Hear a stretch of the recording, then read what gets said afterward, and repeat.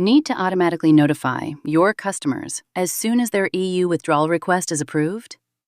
In your Shopify Flow templates library, open the Apps filter, type EU into the search bar, and select the EU Withdrawal Button app. From the filtered results, select the template labeled Send Approval Email after EU Withdrawal Approval. Review the template details, then click Install.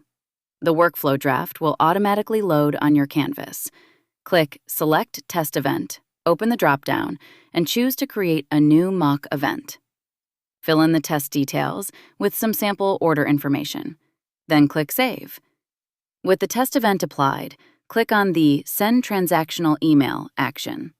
Here, you can review the email's subject and content.